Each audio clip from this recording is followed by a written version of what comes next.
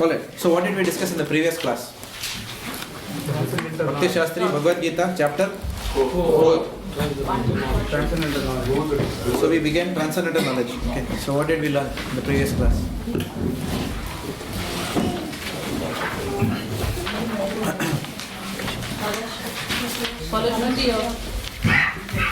Yeah, Falashruti. So what is the Falashruti of studying transcendental knowledge? Chapter 4 of Bhagavad Gita. Human life. Good birth. Human form of life. Yeah, human form of life. And what else? Detachment. Detachment from the material. And We born a Brahmin family. Brahmin family. Birth in higher good birth. okay, detachment from material life. Sorry, birth in higher family, detachment from material life, and third is birth in Brahmana family is not dog birth. Not as a dog in a Brahmana family. Human form of life in a Brahmana family. Detachment. What's the third thing? Even Mayavadis have detachment. Even Mayavadis have human form. Attachment to liberation. Correct. Attachment to Krishna. So three things are there. Not only human life even karmis have. Right? Human life plus detachment even Mayavadis have. But human life plus detachment plus Krishna Bhakti. That is the key point. All three. Okay, what else? That is Falashruti. Then? Purpose of his appearance. Pardon? Purpose of his appearance. Purpose of... Purposes, right? Purposes. Yeah. So why did Arjuna ask this question to Lord Krishna?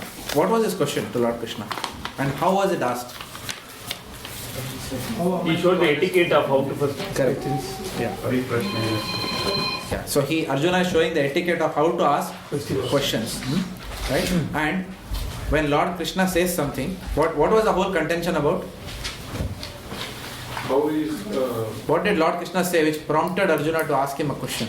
He first gave the Bhagavad Gita to Sun God. Correct. So Arjuna says that I first spoke the Bhagavad Gita to Sun God, reverse one. From there it went to, sorry. Krishna says, reverse one. Yeah. And Ikshvaku. Yeah. So it came down. So what is the language that Arjuna is using to get clarified on that subject matter? How is he framing his question? Submission.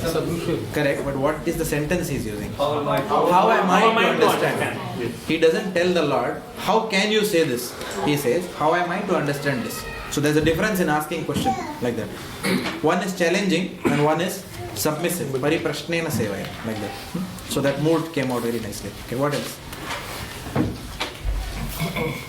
The Lord talks about his appearance and disappearance. Pardon? The Lord talks about his appearance and disappearance. Very good point, yeah. The Lord talks about his appearance and disappearance. So the Lord talks about when does he appear, and the Lord talks about why does he appear. So when does he appear? Dharma is falling. Whenever there is a decline of dharma, yeah. And adharma is going up, I descend myself, like that. And why does he appear? How many reasons has he given? Kill the miscreants and How many reasons? Three reasons. What are the three reasons? Paritaranaya. dharma sanskara. Three reasons why he appears. Okay. What else? We discussed who the doer is. So the soul desires, Paramatma sanctions, and the material nature facilitates. Okay. Anything else? Thoughts, qualities, and Living in living in decent living in What is the main difference? What are the main differences? eternal remembrance. Eternal, yes. Both are eternal. That's a commonality. But the Lord's remembrance is Past, present and future, but whereas we only know we sometimes don't even know the present. That's why my wife tells me, have presence of mind. Okay. We don't even know the present. Yeah. Birth by his own will for Krishna, whereas for living entity it's by its own karma. It's birth. Yes, birth for Krishna is not by his own karma. Lord Krishna is called as Swarat. Swarat means what? Whenever he wants, he can come. Right? Nobody can stop him. Right? There is a scheduled appearance of the Lord and there is an unscheduled appearance of the Lord. Right? scheduled appearance of the Lord is whenever there is the yuga changes. Every millennium he Schedule changes. Schedule changes when? Yuga cycle. Yuga cycle is a scheduled change. But the Lord can come unscheduled also. Why? To protect his devotees. Because the devotees are not in danger based upon the yuga cycles. Every 17th Manu the devotees will be in danger. No, not like that. Isn't it?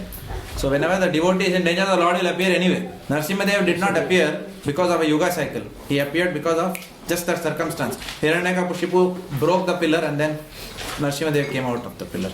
So there is a scheduled appearance of the Lord, then there is an unscheduled appearance of the Lord. Yes. So Prabhu, does it mean that appearance of Narasimhadev is not a Nitya Leela, a eternal pastime? Yes, it is a Nitya Leela. But it is still unscheduled, but still it is Nitya Leela. Because the Lord knows when to appear. So isn't that doesn't mean that in different universes Prahlad Maharaj is getting attacked and then Narasimhadev is Yes. but still it is categorized as unscheduled. Yes. Yeah. Because the Lord is Akhila Rasamrita Murti. The Lord desires to fight with his devotee, and anytime he can desire that. Unscheduled or scheduled.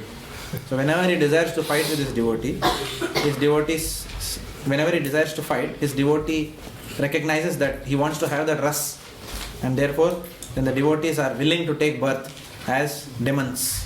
The only difference is just not scheduled. It can happen anytime. That's why. Yeah. The Lord's the point is that the Lord's birth cannot be put in a straight jacket. That's all.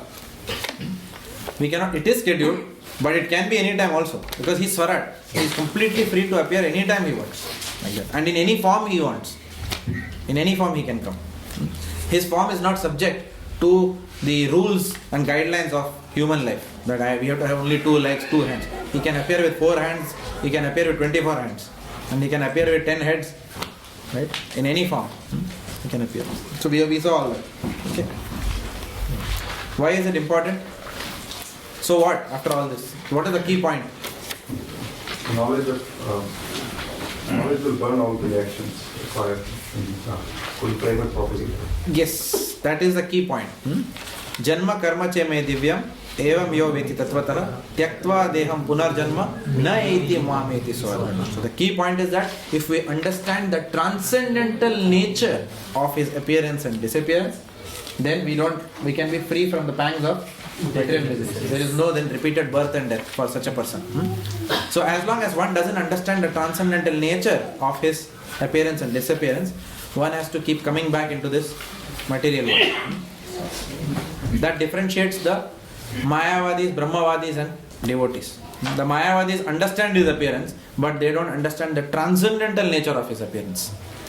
Right? The Mayavadis think, what is transcendental? That which is beyond the 3 modes of material nature. Right? So the Mayavadis think that the Lord's appearance is under the subjugation of the 3 modes of material nature.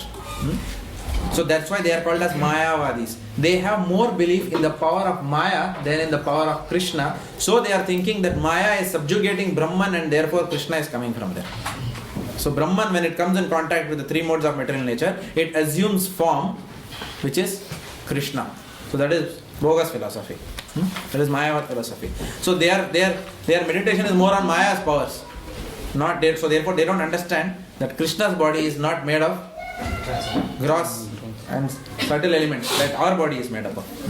However, a devotee who understands that Lord Krishna's body is Sachidananda, his appearance, purpose of his appearance is not under the karmic laws. We take birth because we are under the subjugation of karmic laws. But the Lord is Swarat, he can take birth anytime. So once we understand that the Lord's appearance is not subjugated by any material laws, right? And also his body is not material body, then that is called as a transcendental appearance. And so his disappearance also. Even when the Lord leaves the material body, the devotee clearly understands why the Lord has left that material body. Like that. Whereas the Mayavadis say, look, your Krishna also died from an arrow, shot to his foot. So they don't understand the full pastime. They just skim the surface. They have no access to Srimad Bhagavatam. Prabhupada writes in one of the cantos, I think 3rd or 4th canto, the Mayavadis don't have access to Srimad Bhagavatam. They cannot understand. So they don't have any mercy. So therefore such Mayavadis will continue suffering repeated birth and death. For the devotees it's not there. Alright. So today we'll move from the first part of chapter 4 to the middle section of chapter 4, which is from 4.16 to 4.24. This is titled as Understanding Karma on the Platform of Jnana. Understanding Karma on the Platform of Jnana. That is the theme for today. So let's read. 16. Yes. Last class, in the last few verses, you said you were talking about the Jiva acts and the independent platform by which the karma binds. And you said you will continue with the thing because it was a bit complicated to understand. So giving a theme in the end. Yeah. Can you ask me a specific question on what you didn't understand? Because right now I don't understand. You're explaining how Jiva acts independently, how it binds to the law of nature. And you just covered the whole thing, we were all confused. And you said, yes, it is confusing, but I will continue. But I forgot what was confusing. Sorry, it's my fault. Because I don't hear my classes, so you all hear. So towards the last part I said something, if you can remind me. What was the question? Can you repeat? Towards the end of last class, I raced forward, as usual. Towards the end, last 5 minutes, I said, I made some sentences which probably, I myself thought that I should not have gone so fast, but I forgot what I said and what I did first. So if you can remind me, then I can help clarify. It was about, you mentioned who the doer is and that the soul is the desiree and Paramatma sanctions and material nature facilitates, but then that the soul has the independence, but it subjugates or it falls for it decides to go with material nature instead of Krishna. And then you mentioned what is action, action and inaction, inaction and action you wanted to. Okay, so essentially, yeah, okay. Is that correct? Dinesh, Yeah, you said the Bahirmukhi, and when we are all Bahirmukhi, in the stage of Bahirmukhi stage, and when we subjugated to the law of karma, then it's because we become Antarmukhi. Something you were mentioning, I tried to write it down, try to ask that. Okay. And also you said about Jiva desires the law of Lord Krishna sanctions because he's Pradesthana Mantra. Yeah. So Prakriti facilitates. Yes. Yeah. The Jiva desires, Paramatma sanctions, and Prakriti facilitates. That was the point that we made last time. Yeah. So I think the point is as simple as that only. Nothing much to say. See in retrospect what was there. Doer. Is there any question on that? Prakriti is the doer. Who is the doer? Good question. Who is the doer? So there are two viewpoints that are mentioned. If you read Prabhupada's purports and Burijan Prabhu's commentary also, there are two viewpoints. Prakriti kriyamanani gunai karmani sarvashaha. Which means none of us are the doers. It is Prakriti who is doing the whole job. Is it clear? So on one hand that is said. On the other hand, it is said that a devotee is not, that a conditioned soul is not absolved of whatever he is still culpable for whatever bad actions he does. It doesn't mean I go and murder someone and I say Prakriti kriyamanani gunai karmani sarvashaha. Therefore you should put Prakriti to the court.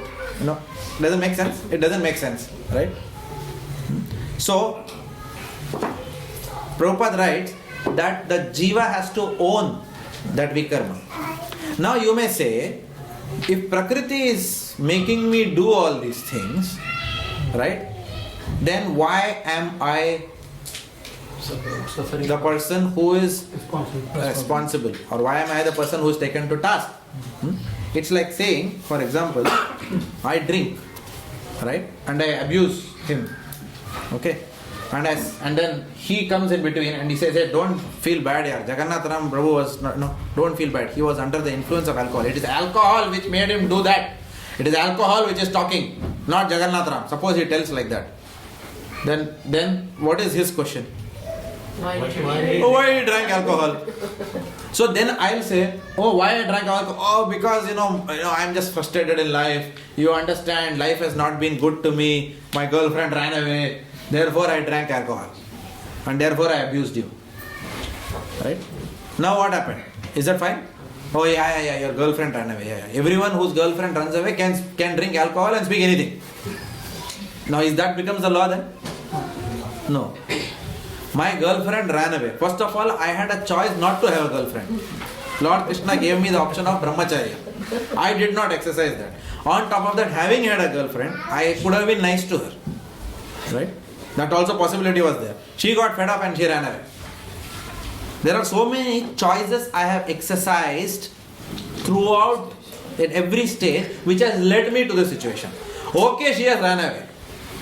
But when he came in front, then what I did was, when she ran away, I could have still surrendered to Krishna and said that, oh Lord, I could have at least prayed this much, even as a Sakama devotee, please let my girlfriend come back.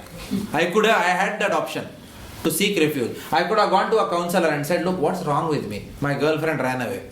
I did not do that. What I did, I drank. I took alcohol beyond the limit. On top of that, even after drinking alcohol, I should have kept my mouth quiet. When he came, I abused him on top of that. And then he is telling him, it is not Jagannath wrong, it is alcohol which is doing the job. So this is example I am just giving to help understand. Prakriti Kriya Manani, that is all fine. But why Prakriti is Kriya Manani? Because at all points in time, I have become Bahirmukhi. I am not following the instructions given by Krishna. The moment I take shelter of the external energy of the Lord, then external energy is going to hammer me only. Then I cannot say, external energy, why you are hammering me? You took the shelter of external energy. I took the shelter of alcohol. Yes, alcohol makes me say things which I otherwise wouldn't say. But then I still exercise the choice to surrender to alcohol. So that gives me that karmic reaction. Is it clear now? Yeah? So you're trying to say, Prabhupada, that is the consciousness that what we chose is our problem. Correct. Prabhupada says that is our main problem and that is our only problem. Prabhupada says there is no problem in this world. There is only one problem, lack of Krishna consciousness. If you see at the right fundamental level, the reason for all problems in this world is because people are not having Krishna consciousness. As simple as that. So by default we are Antarmukhis? By default we are Antarmukhis, yes. We have become Bahirmukhis. We have become Bahirmukhis, yes. Because at some point in time, reference point 0, we turned our face away from Krishna. And that point in time, as per spiritual dimension, is just a few fraction of a seconds. But in that fraction of a second is many, many lifetimes in the material world. So we just turned like that and then we are coming back like that. But that is many lifetimes in the spiritual world. So just a point I would like to add. I'm not sure if it is relevant here. But when say Prakriti, one of the lectures from earlier I heard from Madhvacharya, he says Prakriti is the nature or the inherent nature of Swabhava of a person. So he does something because of his Swabhava, which is inherent nature. To that, there is also something called Prabhava, which is an external influence. Let's say that you said alcohol or the girlfriend going away. So that also puts an influence on him. So his basic Swabhava, even though whether he doesn't want to drink alcohol, for that moment or for that time he is influenced by the Prabhava also. But ultimately he is the one who makes the decision. Yeah. Okay. So let's read text 16. Can you adjust the clock?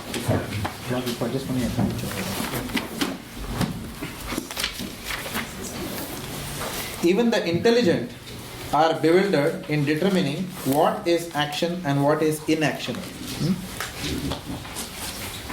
Okay, let's go back to 15 so we understand the flow. Let's just read 15. All the liberated souls in ancient times acted with this understanding of my transcendental nature. Therefore, you should perform your duty following in their footsteps. In whose footsteps? In the footsteps of all those liberated souls in ancient times who acted with this understanding. With the understanding of what? Transcendental knowledge. That Lord Krishna appearance and disappearance are transcendental. Now, Lord is saying, 16, even the intelligent are bewildered in determining what is action and what is inaction. Now I shall explain to you what action is, knowing which you shall be liberated from all misfortune. Mandir, Radhika, you can want to read? Action in Krishna consciousness has to be executed in accord with the examples of Jesus. I cannot understand this watch. In the 15th verse. Designer, simple watch. Action should not be independent will be explained in the text to follow. To active Krishna consciousness, one has to follow the leadership of authorized persons who are in a line of disciplic succession, as explained in the beginning of this chapter. The system of Krishna consciousness was first narrated in the sun god. The sun god explained it to his son Manu, Manu explained it to his son Ikshvaku, and the system is current on this earth from that very long time. Therefore, one has to follow in the footsteps of the previous authorities in the line of disciplic succession.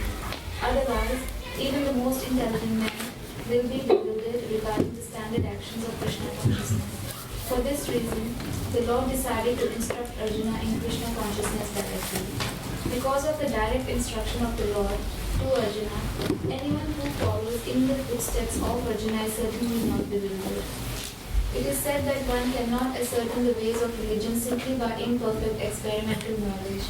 Actually, the principles of religion can only be laid down by the Lord himself.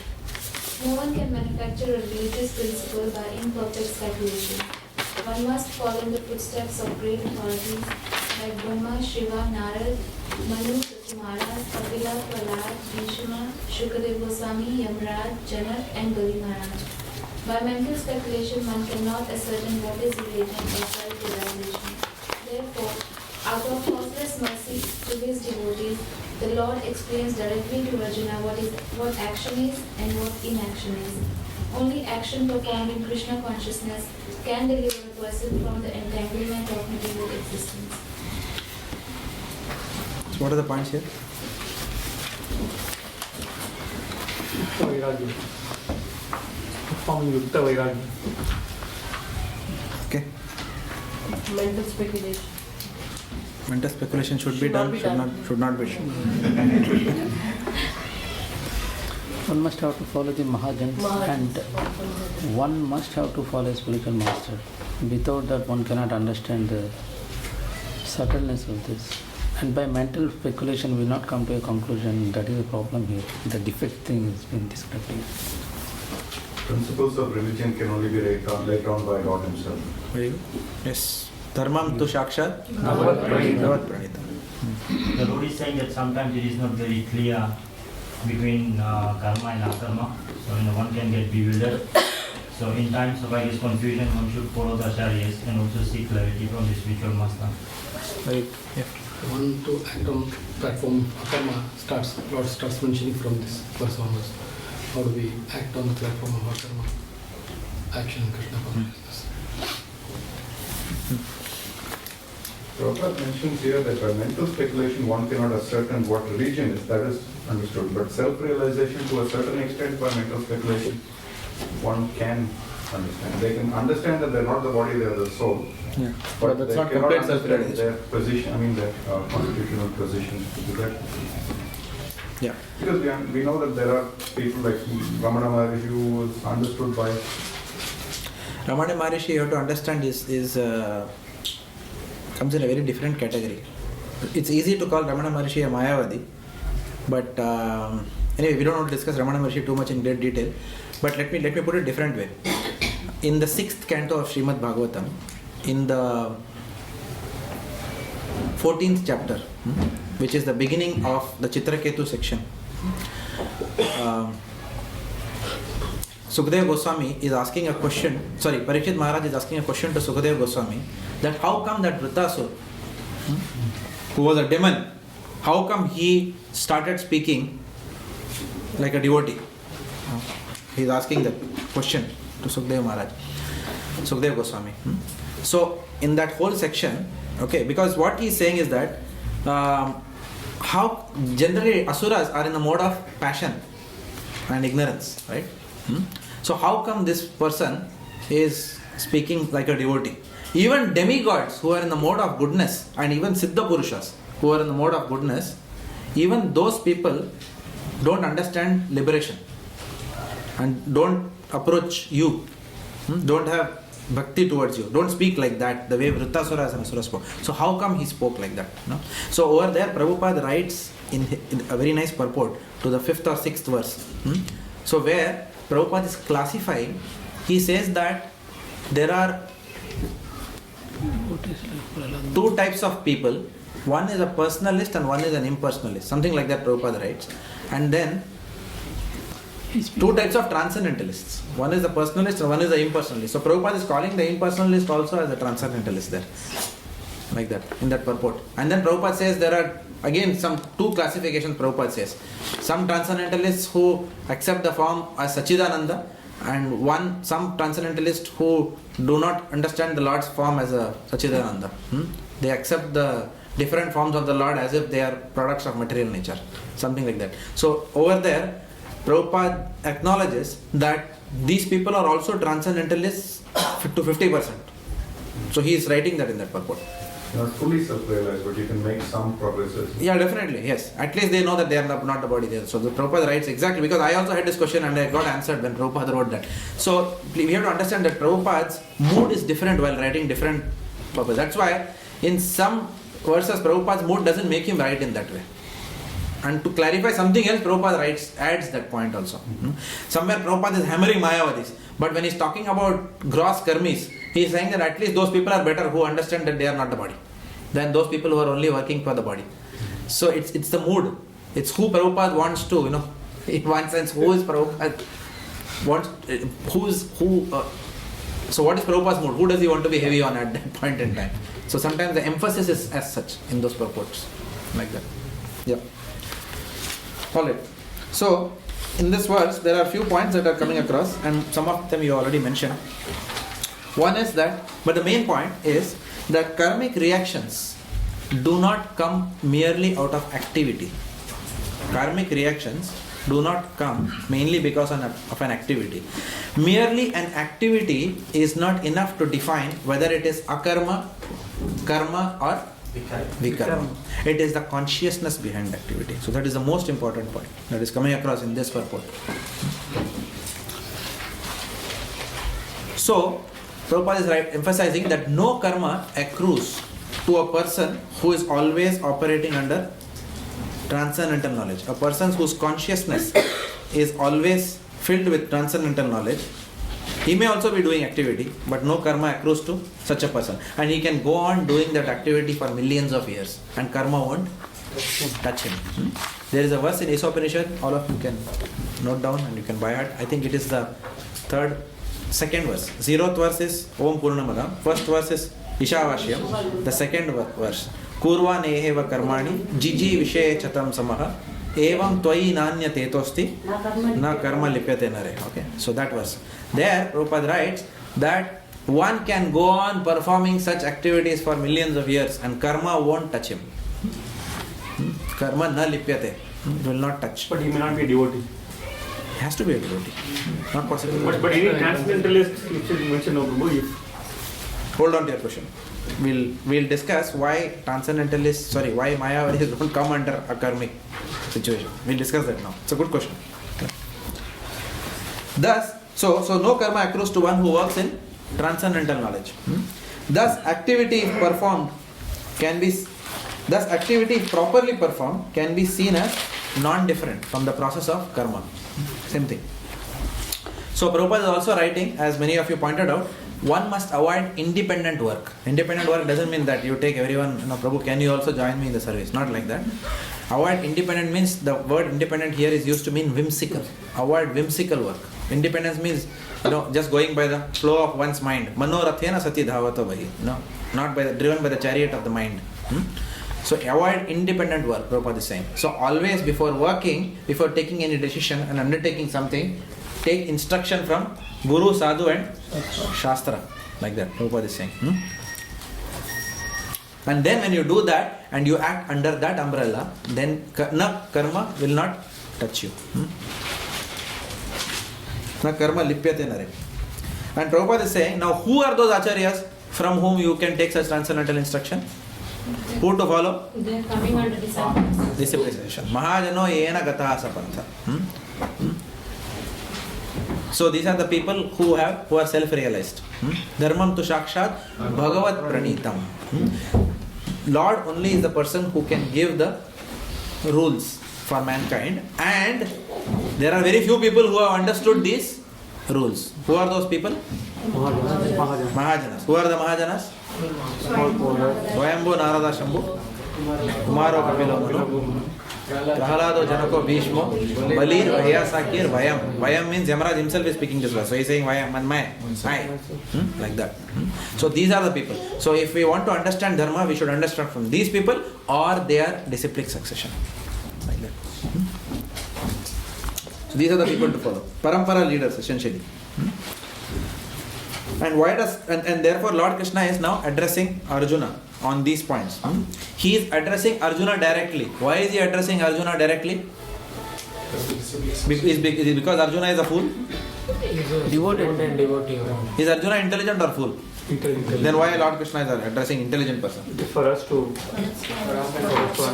to understand, yes, it's true. But Lord is wanting to emphasize that the most intelligent person can also be bewildered between what is action, what is inaction. Sometimes in life, despite everything, despite nice sadhana, everything, being in the temple atmosphere, everything fantastic, still sometimes our mind becomes bewildered in certain situations. Like for example, we were all devotees.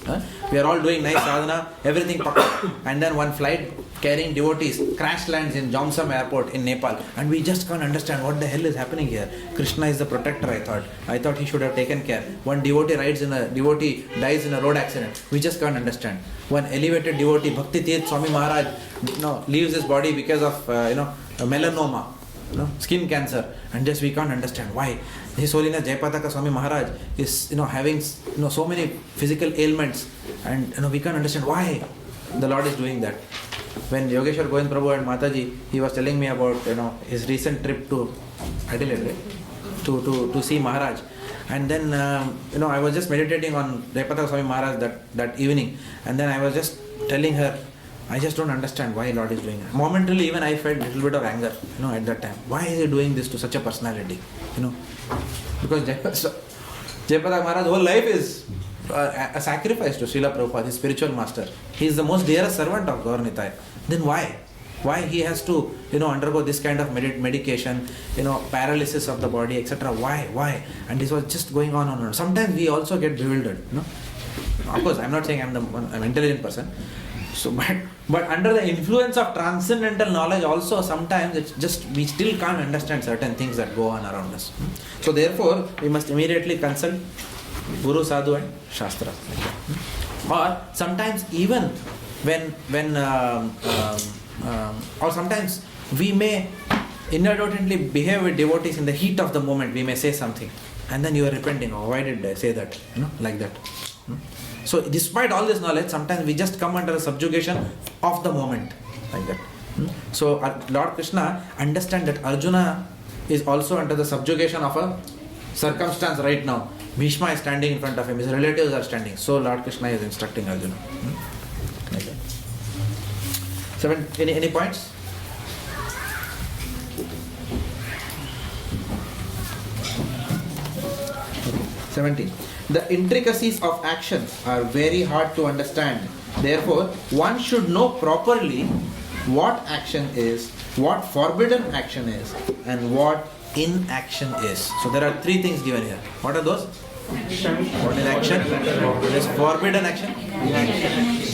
Three things. Okay. Shamala Mataji, you want to read? If one is serious about liberation from material bondage, one has to understand the distinctions between action, inaction, and unauthorized actions. One has to apply oneself to such an analysis of action, reaction, and perverted actions, because it is very difficult subject matter. It is a very difficult subject matter. To understand Krishna consciousness and action according to its modes, one has to learn one's relationship with the Supreme. That is, one who has learned perfectly knows that every living entity is an eternal servitor of the Lord, and that consequently one has to act in Krishna consciousness. The entire Bhagavad Gita is directed toward this conclusion. Any other conclusions against this consciousness and its attendant actions are vikarmas, are prohibitive actions. To understand all this, one has to associate with authorities in Krishna consciousness and learn the secret from them. This is as good as learning from them directly. Otherwise, even the most intelligent persons will be bewildered. What are the points here?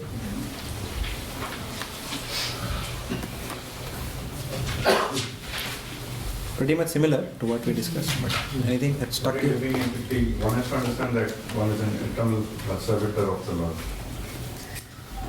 Correct. That's a key point coming out in this verse. So the Lord is introducing vikarma in this verse. Vikarma is also called as forbidden action. Who's forbidding this action? Shastra is forbidding. Yeah, correct. You said that, right? Shastra, you said? That's correct. Yeah. Sorry. Okay, I had two voices, so I got confused. Okay. So Shastra. It is forbidden in the Shastras. Not that, forbidden by government or whatever. Something may be allowed by the government, but forbidden by the Shastras. Something may be accepted by famous personalities, but forbidden by Shastras. A famous personality may say, you can drink, but drink thoda. Thodi piya karo. Like that. And he's a great person, great ghazal singer. He may be saying like that. Okay? Right? But doesn't mean Shastra doesn't say drink measuredly. No. It doesn't say. It says forbidden. There are 4 sins which are sins under any circumstance. Meat eating, illicit sex, intoxication and gambling. Under any circumstance. But we are used to taking instructions from many other sources outside of the Shastras. Why? Because everyone wants to live peacefully with his own mind. That is the problem. Right? I like to drink, therefore I am waiting that somebody will tell me that it's okay that you're drinking, so that I can be at peace with my own mind. But so when someone comes, an Acharya like Prabhupada comes and says, stop drink alcohol from tomorrow, then the person is not able to accept that, like that. And then he says, no, I don't like ISKCON, very heavy. Therefore go to some other guru who will sit under a tree, who can say, okay, you can give me 20,000 rupees and everything will be alright, like that. So therefore, the Lord is saying that forbidden action and inaction and action, karma, the laws of that have to come from the scriptures. The scriptures are the absolute perfect reference point. Avoid independent work, which we already discussed. Why avoid independent work? The reason is given here. Because the karmic laws are intricate. We cannot say, hang on, I understand now how karma, I think I have figured out how karma works. I have, for example, let me take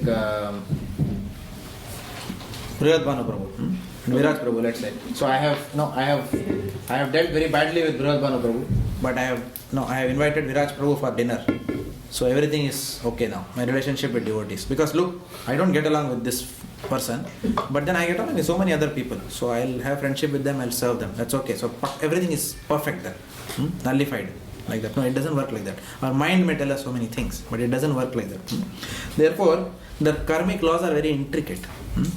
Therefore, we must not listen to the voice of our own mind while doing activities. We must distinguish between karma, vikarma and akarma.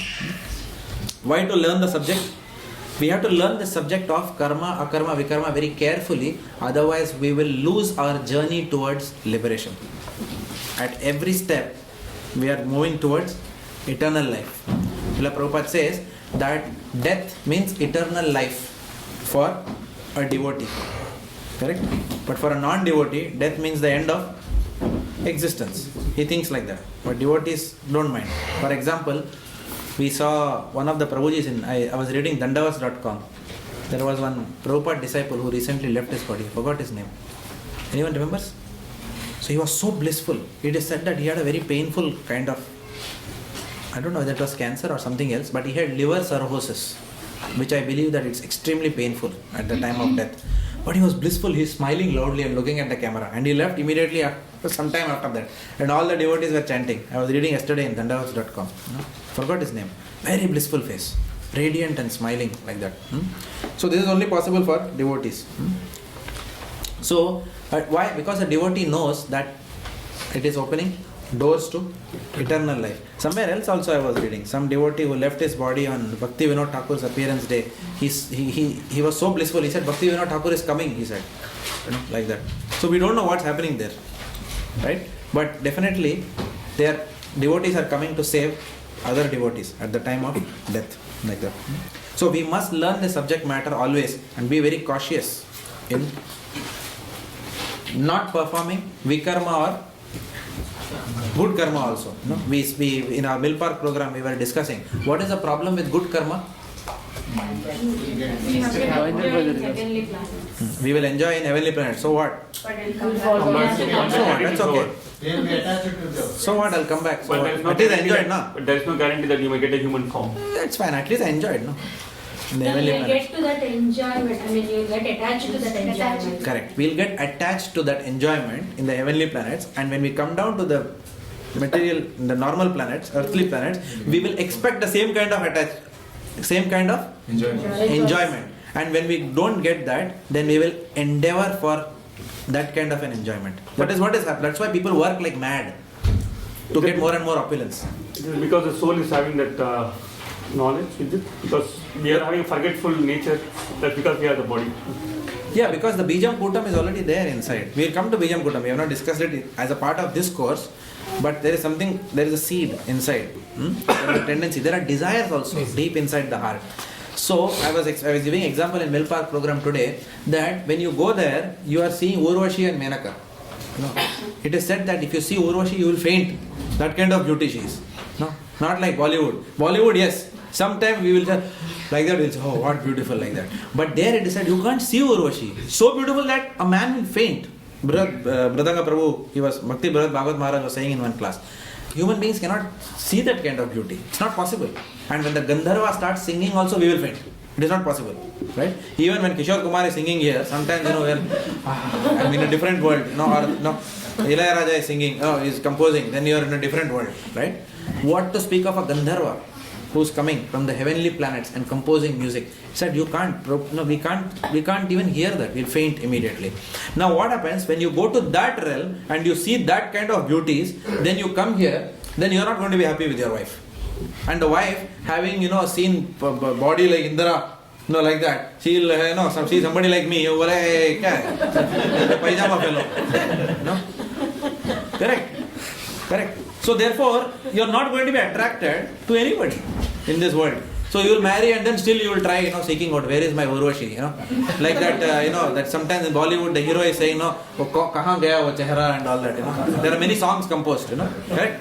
I am not finding that one which I am looking for in my life and all that. So this is the syndrome. So you will go from one to another to another. Either it is women or it is lifestyle. You can't because you are used to something eating in golden plate there, and then you can't eat in plastic plate. So you will work very hard to be able to afford. Somewhere deep inside those desires are there. That is a problem in doing good karma. So that is why this is the biggest problem. So it's not, some people say, bad karma I understand, but why good karma I should not do? After all I am helping everyone. But the rewards are binding in nature. They are binding you to the material world. So we have to understand that. Prabhu, in last class you said the human being has been given with that forgetful nature. It is good in one way, right? So how does this still get carried forward? Human beings are forgetful. The living entities are given with the forgetful nature, right? That is the reason we forget incidents. Or there is a difference between memory and there's a difference between, just like in a RAM and hard disk. There's a difference. The RAM has been erased, but the information is still there. It will pop up anytime back into the RAM. It's like that.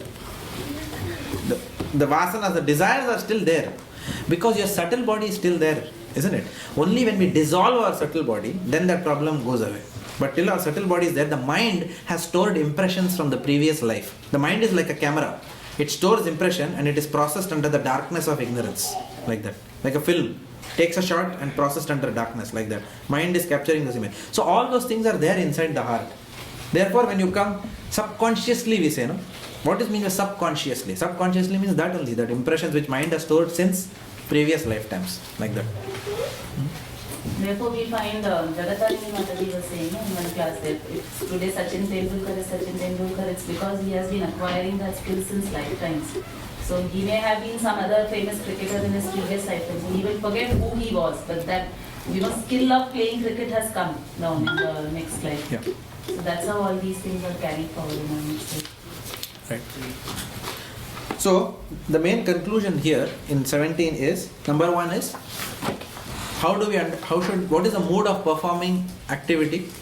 Jivera Swarupe hoy, Nityara Krishna Das. So when we perform activity under that mood, then everything becomes akarma. When we perform activities with the full transcendental knowledge that we are servant of Krishna, then akarma. Such action in Krishna consciousness is beyond the three modes, therefore. So understanding our constitutional position, number one. Number two, acting beyond the three modes under that understanding. And third is learning this transcendental knowledge from the parampara. And learning from the parampara is, Prabhupada says, is as good as learning from the Lord himself. Like that. So these are the points. 18. One who sees inaction in action. Now again, this is a very puzzling verse, tongue twister. One who sees inaction in action and action in inaction is intelligent among men, and he is in the transcendental position, although engaged in all sorts of activities. Okay. Sheshadri, you want to read? A person acting in Krishna consciousness is actually free from the bonds of karma. His activities are all performed for Krishna, therefore he does not enjoy or suffer any of the effects of work. Consequently, he is intelligent in human society, even though he is engaged in all sorts of activities for Krishna. Akarma means without reaction to work. The impersonalist ceases fruitive actions out of fear, so that the resultant action may not be a stumbling block on the path of self-realization. But the personalist knows rightly his position as the eternal servitor of the Supreme Personality of God. Therefore, he engages himself in the activities of Krishna consciousness. Because everything is done for Krishna, he enjoys only transcendental happiness in the discharge of this service. Those who are engaged in this process are known to be without desire for personal sense gratification. The sense of eternal servitorship to Krishna makes one immune to all sorts of reactionary elements of work.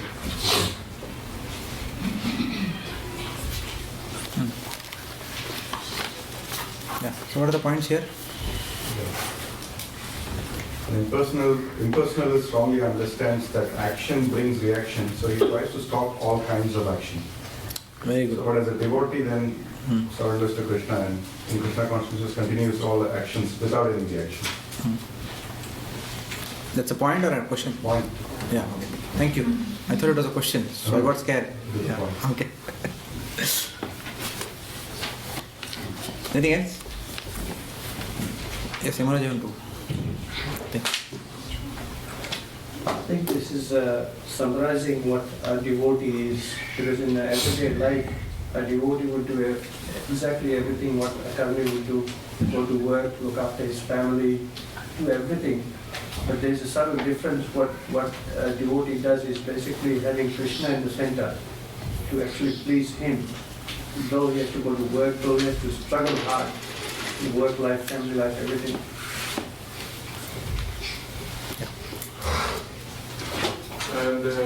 And such person is. Sorry, who's speaking? Oh, sorry. And such person is not performing for personal sense gratification, and he's always in transcendental happiness. So just to add to Prabhuji's point, it said here that he enjoys only transcendental happiness in the discharge of his service. So he doesn't try to enjoy the activity or the result, but he derives his happiness by discharging his. Beautiful. Very good catch. Very good catch. Yes. Yes. Okay. Kiran, Prabhu, anything? The last statement, the sense of eternal servitorship to Krishna makes one immune to all sorts of reactionary elements. So what is that immunity? So is there no reaction, or reaction is there but still immune? He doesn't care. A devotee doesn't care. Narayana parasarve na kutaschana bibhyati swarga apavarga narakeshva api tulyata darshana. A devotee doesn't care whether he goes to hell or heaven, because he is only interested in the service of Krishna. That's all. So he is immune to all reaction. Swarg mein jao, narak mein jao. Send me wherever you want. I will serve you anyway. Because my only eternal business is what? To serve you. If I have to serve you in hell, let me go to hell. That is the devotee's consciousness. Like that. Alright. So the Lord has defined vikarma before. And now in this text, the Lord is differentiating karma and akarma. So in activity, okay, in activity refers to devotional service only for the pleasure of Lord Krishna.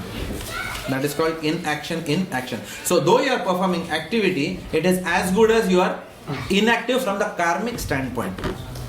From the point of pleasure of Krishna, yes, it is activity. But from the karmic standpoint, it is as good as inaction. It will not give you na karma lipyate nare. Again, I am coming back to the same point because that is the point today. The entire theme is that. Without the reward seeking mentality. If we do activities without reward seeking mentality, purely for the pleasure of Lord Krishna, then such activity is karma. And that's a very, very, we have to constantly remind ourselves that I am doing this activity for the pleasure of Krishna. So whatever activity we do, we have to always remember that I am doing it for the pleasure of Krishna. When is Krishna most displeased? When his devotees are displayed. So His Holiness Jagannath Swami Maharaj, many times I have heard from him and his disciples, that my god brothers, that we must not become too project oriented in all activities that we do. In office, we are asked to be project oriented and result oriented. In spiritual life, we are not result oriented. Why? Because results are not in our hands, right? But we are people oriented. In devotional life, we have to be more people oriented. It doesn't mean that, say Haribol to everyone, be very nice and don't lose track of the goal. No, it doesn't literally mean like that. Yes, as much as we have to do our best to serve Srila Prabhupada, and we must work towards a goal. Prabhupada also says that we should not be like a rudderless ship, working without any goal. There must be goal, there must be dates. We work towards targets, but at any point in time, we remember that even if the project is successful and we have rubbed people on the wrong side, Vaishnavas are offended, then that project is useless. Because at the end of the day, whatever work we do, what is the Ata Pumbir Duja Shreshta Varnashrama Vibhagashaha Swa Anushtistasya Dharmasya Samasiddhir Haritosha. So he has to be pleased with the activity. Prabhu, I opened 15 temples. I don't care. Many people have come on the way, but obviously, you can't. You have to trample on some people, and then but look at the beautiful temple.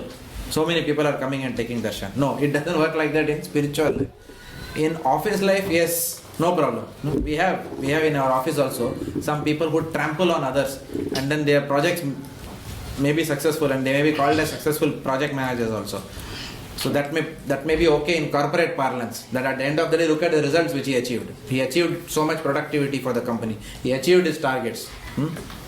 So what? If there is some attrition, yes, if there is attrition, that's fine, because obviously those people then cannot get along with this person. But he achieved whatever management wanted him to. No, devotional life is completely different. In devotional life, Lord is seeing how we behave with devotees. We can do big projects or whatever, but if your behavior is useless, then it is not going to be pleasing to the Lord. So we have to remember that. So action in inaction means we are engaged. Devotees are also engaged. Devotees are very busy people. It doesn't mean we are sleeping all the time. But action in action means we are busy. But we are always, when we are busy, we are always conscious at the back of the mind that whatever I am doing right now, moment to moment, is it pleasing to Krishna or not? That question we have to ask at all points in time. Prabhu, you had a question or a point? Yeah. I was just thinking about temple president's role. Yes. But temple president's role, they have so many issues. They have to rub shoulders with. Yes. Sometimes they have to do this. Yes. So, how is the balance? Yes, and that's a very good question. Good question. Okay. So, temple president's role, and personally we have seen how Anirudh Prabhu handles these issues. He is one of the best temple presidents, undoubtedly. So, and Achendra Kumar Mataji too. Both of them are really wonderful, and because of that, this temple is what it is today.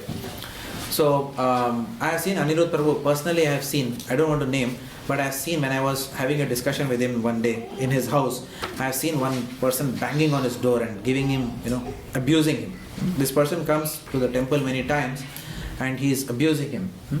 But Anirudh Prabhu, I'm just amazed at the way he handles. He's just cool. He said, don't worry about it. And then he opened the door and he just told him, don't do it. Don't do it. That's all he said. He didn't abuse him. You know what will happen. If you do it ordinarily in the tram to somebody, then what will they tell you? First thing they'll use 4-letter word. right? And then they'll come and bash you up also after that. But Aniruddha Prabhu always kept telling me, don't do it, like that. And after some time, he was not listening, so just Aniruddha Prabhu walked away. That's all, like that. And I have seen that, like that. This is only one example. There are many people who are constantly, trying to harass Vaishnavas, and especially people who are in administrative positions. But he is doing this thankless service for the pleasure of Krishna. We have to understand that. It's a very difficult role, being the temple president. It's a very, very difficult role. Because management means what? The first characteristic of a manager is what? That some people will like him and some people will not like him. Even in office we realize, moment you take, as long as you are a consultant, everything is fine. Me, my job, my performance. The moment you take manager role, you are finished. Because in management roles, you have to take decisions. And no decision in this world can be perfect, because that is how the material world is designed. So, some people are always going to be happy, some people are going to be unhappy. So, those who are unhappy will always curse you. Oh, this fellow, who made him manager?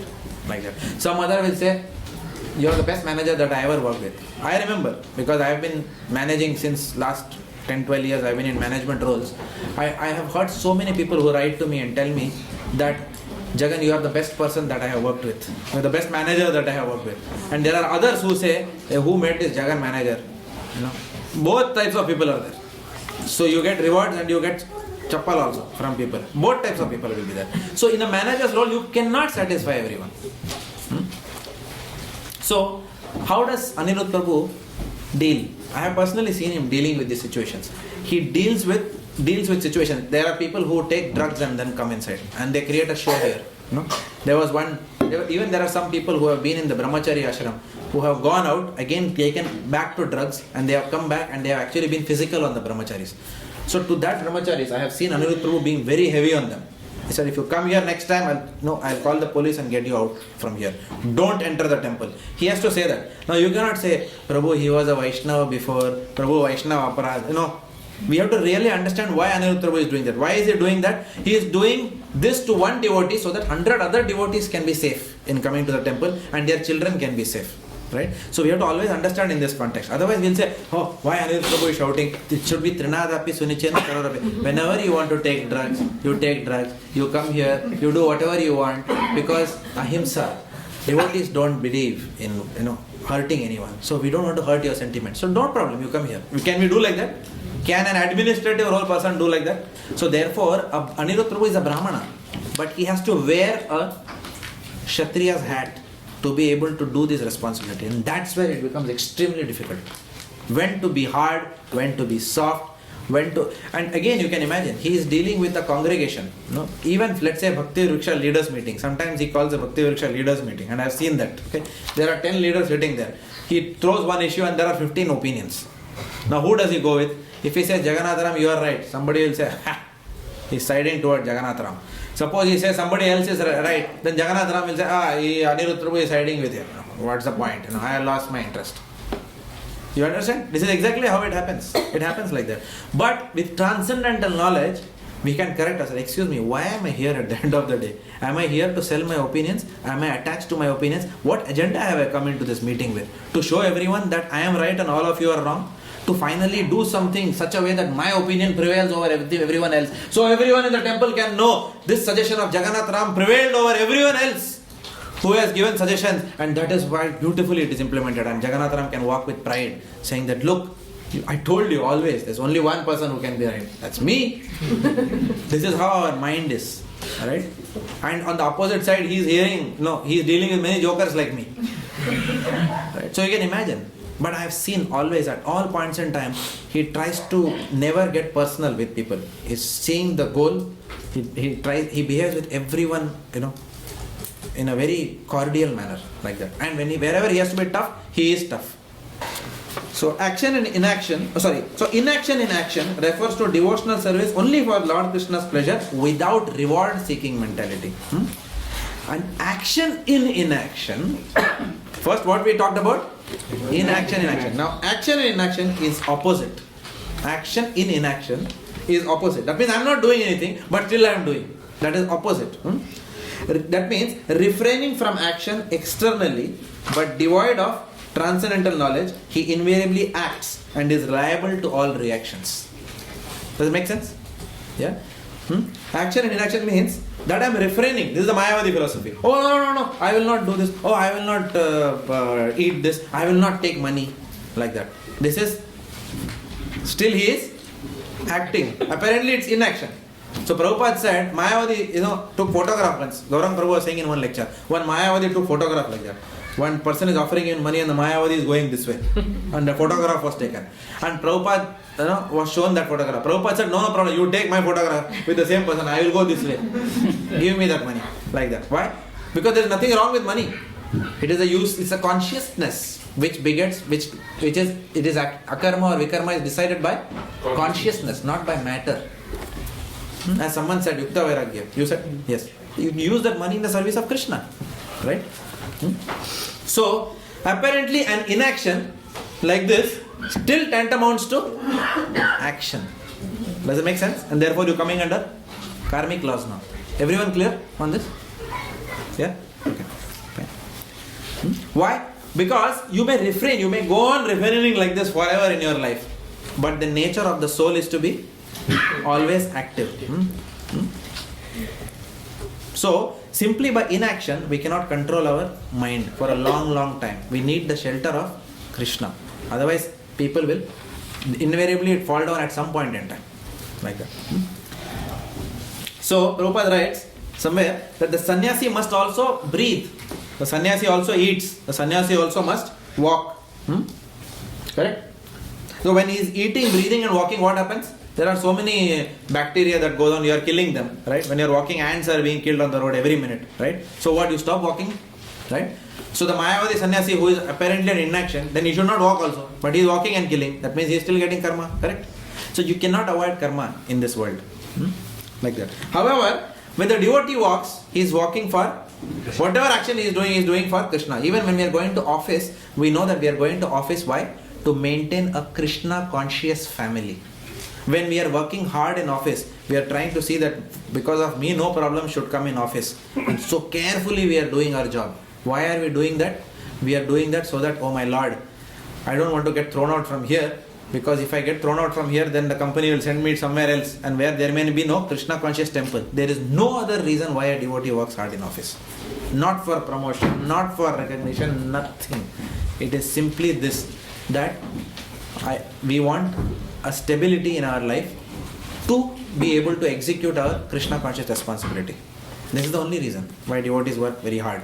If at all, we do whatever, meticulously we do this. Okay. So when we do that, then the activity is based on a transcendental basis. So no karma accrues. So unengaged senses pose a big danger with an impure mind. So unengaged senses and an impure mind, these two are Rahu and Ketu. They can create havoc. You are not acting, but your mind is also not pure. Like that. That can be. That is why, what is that? An idle mind is a devil's workshop. So action and inaction is completely should be avoided. That's what at this point. Action action and inaction Should be completely avoided. That's what is suggested or yes. Nothing like action and inaction. There is always action. No, there is action in inaction. I told that example. Okay, there is action. It is inaction, I am not accepting, but there is action because I am not using it in the service. Krishna is not pleased because you didn't touch that money. So you are not acting according to the laws of, you are not acting according to the pleasure of Krishna. So you are getting into karma. Like that. Prabhu, inaction in action was akarma. So action in inaction is? Action and inaction, no, there is not inaction and action. Action and inaction, yeah, it could be karma or good karma, or it could be bad karma. Do you understand? It could be either, but there is karma. Inaction in action. I have to give an example. Inaction in action. You said inaction in action. Which one are you asking now? You are asking first one. Inaction in action. So when I okay, one at a time. Okay. Hang on. Can I just make a point? Yes. About action and inaction is when Arjuna said to Krishna, I do not want to fight. Correct. Clear? Action in inaction is when Arjuna said that he doesn't want to fight.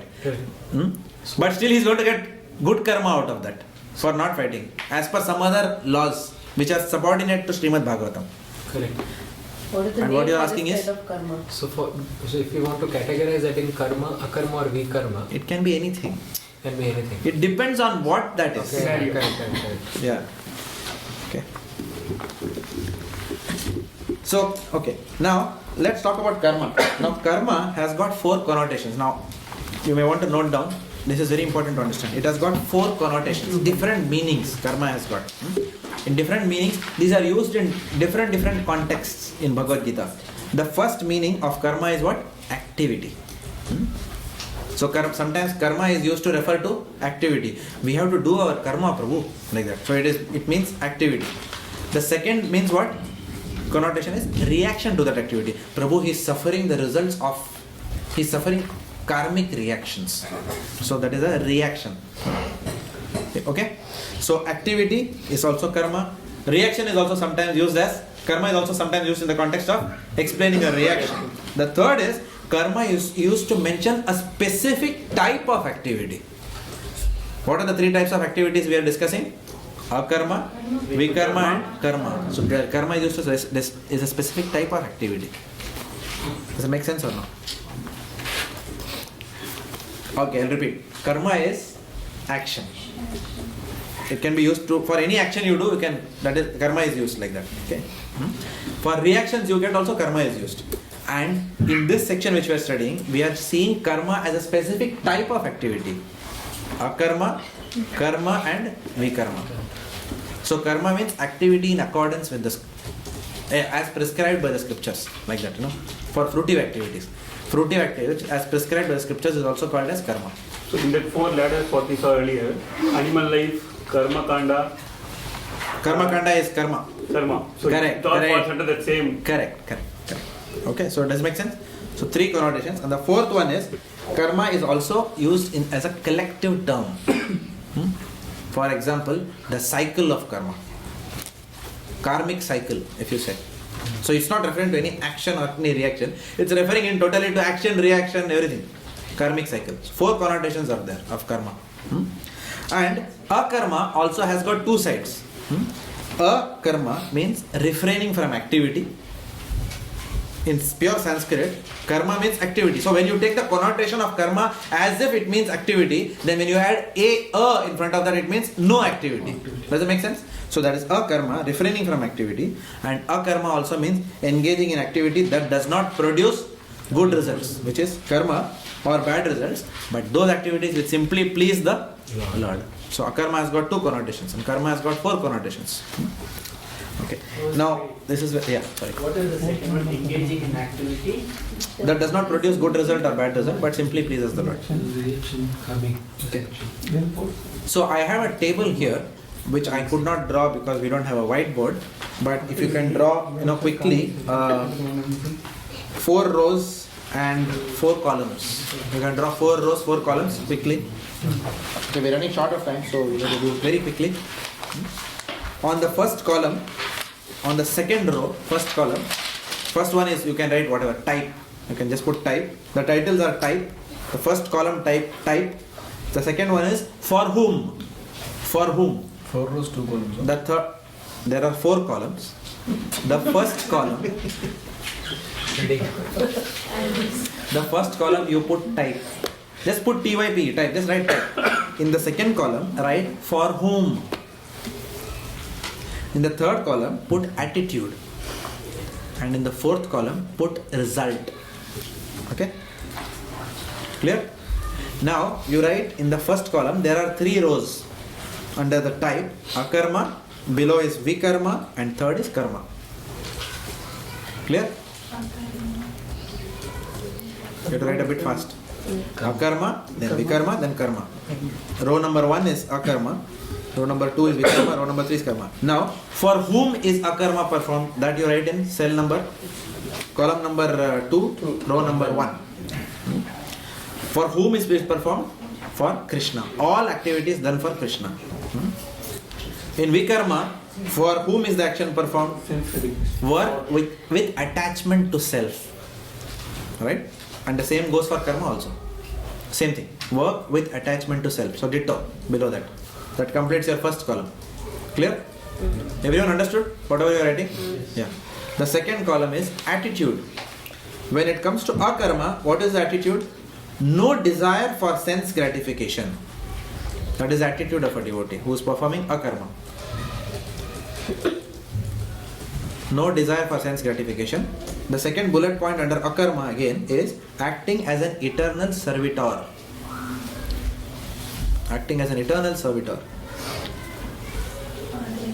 Now vikarma. What is the attitude in vikarma? Acting against scriptural injunctions or shastras. Acting against shastras or scriptural injunctions. That is vikarma attitude. And what is the attitude under karma? Acting according to scriptural injunctions or shastras, including following varnashrama dharma. Acting according to shastric injunctions, including following varnashrama dharma. Right? So while that may sound very similar to akarma, but if you see the first column, you will see the differentiator. Does it make sense? The differentiator you can see from the... So a combination of this will tell you what is the differences between each. That's why we have tabulated this. Could we also put sense purification too, like under that column? Where? Karma? No, for attitude, for karma, isn't that also sense purification? Yeah, karma also sense gratification only. Yeah.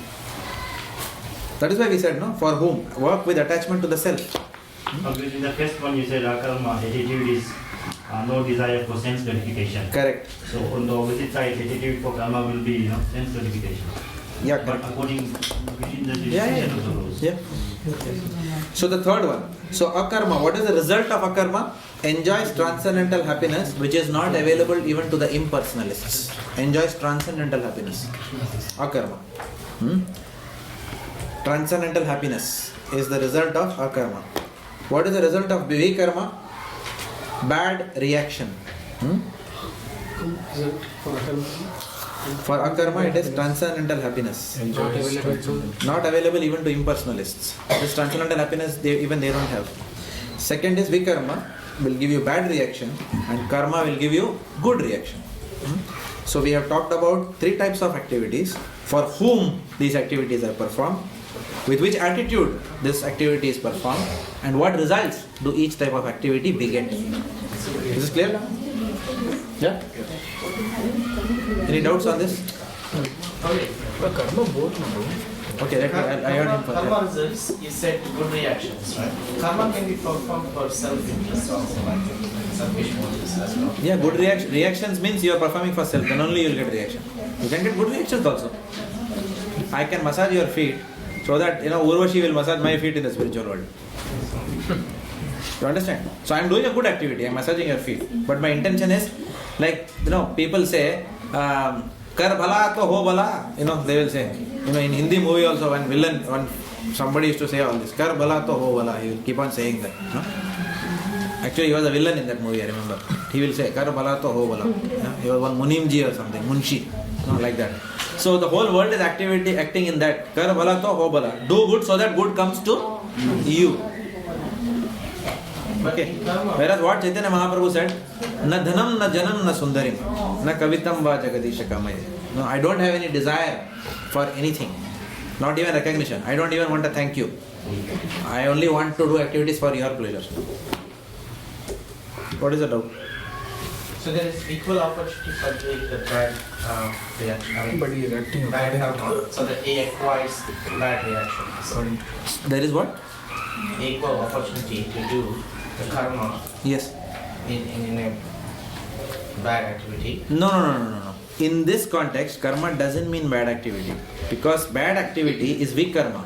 Activity which is according to scriptural injunctions is bad karma. Will get you bad karma. Activity in accordance with scriptural injunctions are of two types.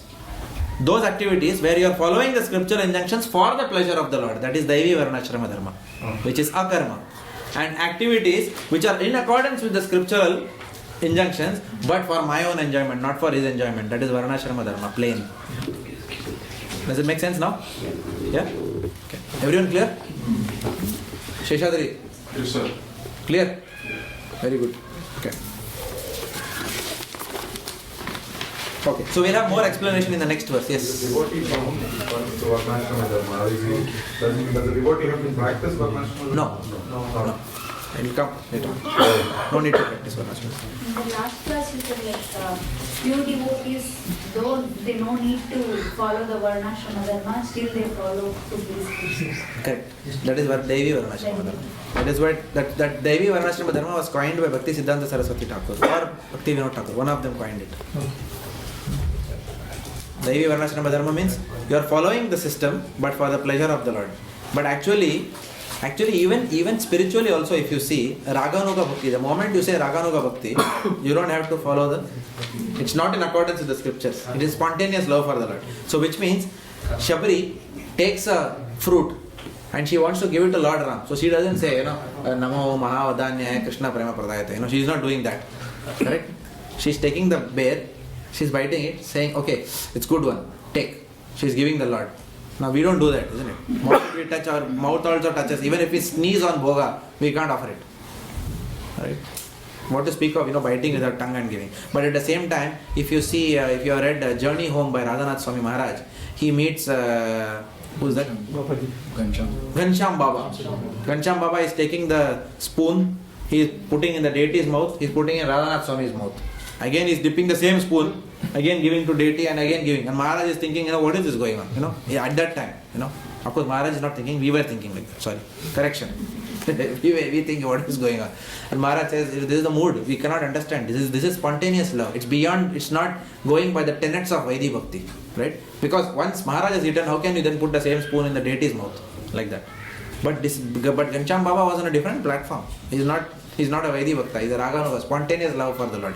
So even in the realm of Bhakti, scriptural rules and regulations of Bhakti itself can be discarded. One component of Bhakti itself can be discarded in the higher realm of Bhakti. So now we are talking about a person who is anyway in Bhakti can discard the laws which are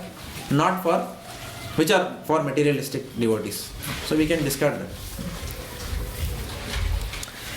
Text 19.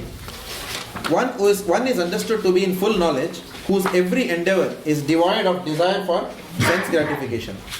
He is said by sages to be a worker for whom the reactions of work have been burned up by the fire of perfect knowledge. I'll read it again.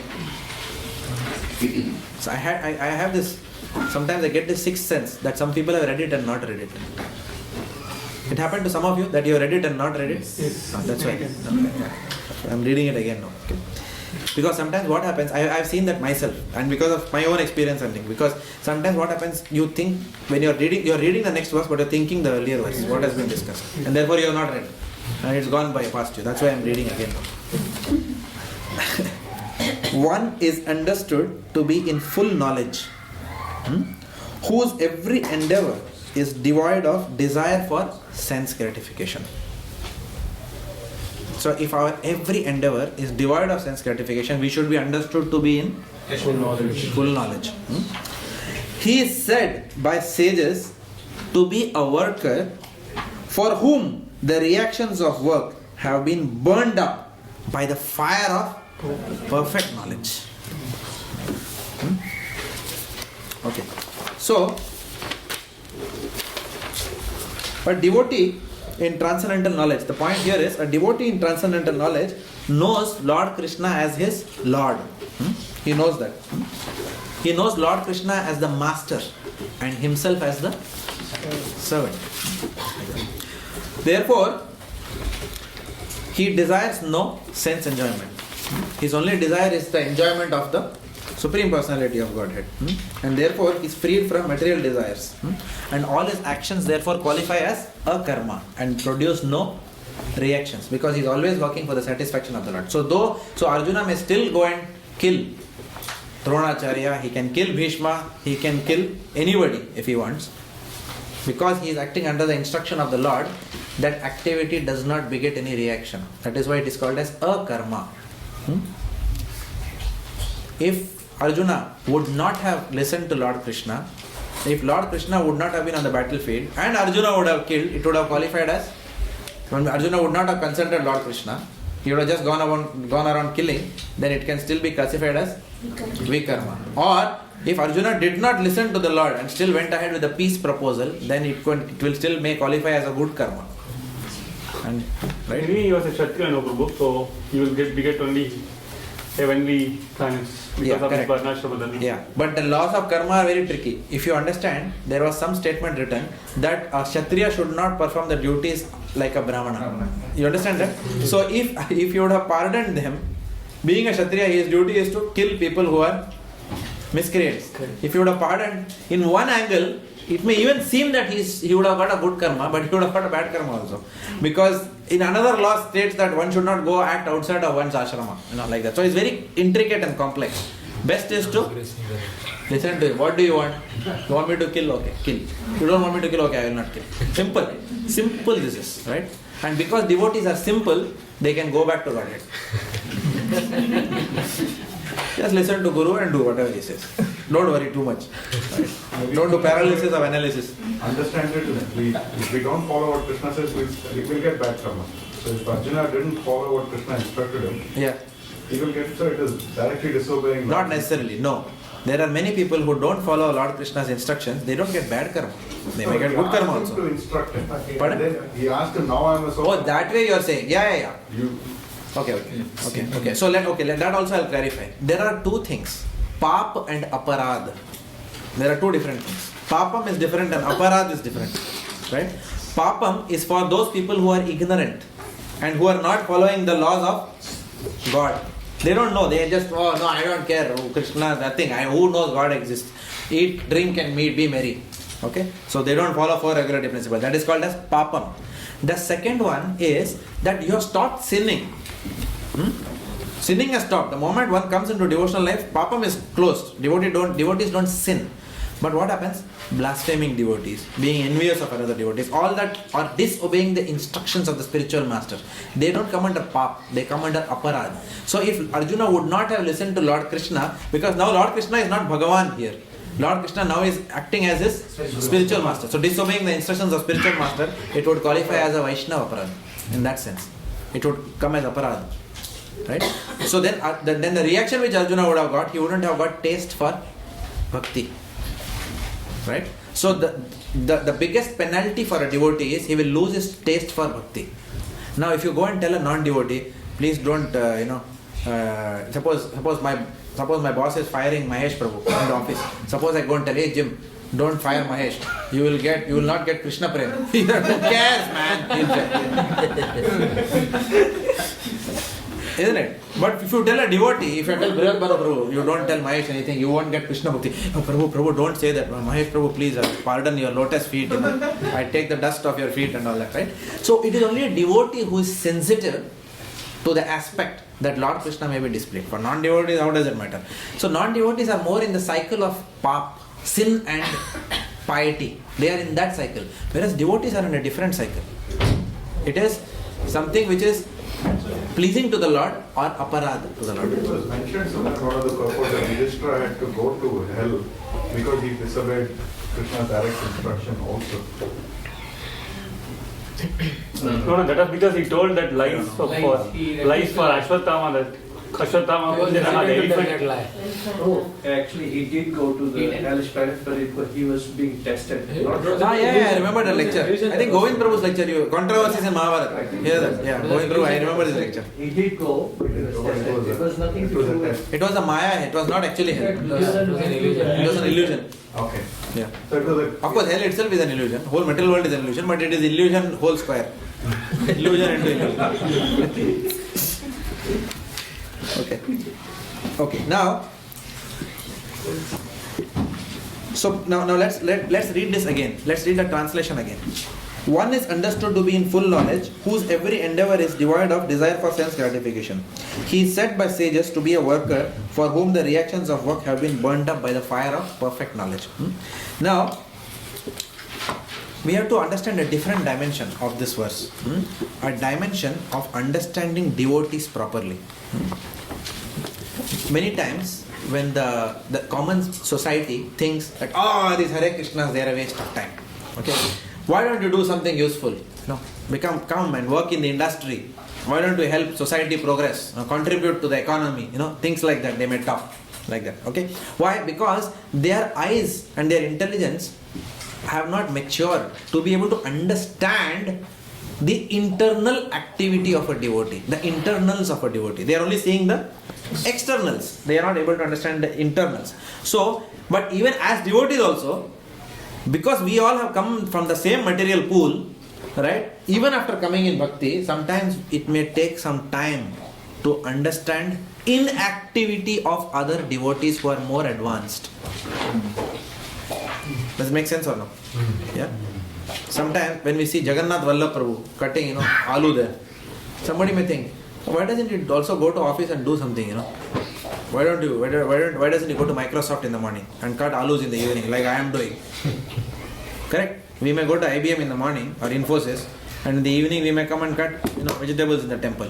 Oh, why he is not working? Why continuously he is only doing these things like that? Or he may be just sitting after some time, and he may just be sitting, and then one may think, oh, he's sitting on the courtyard on Tuesdays and Wednesdays.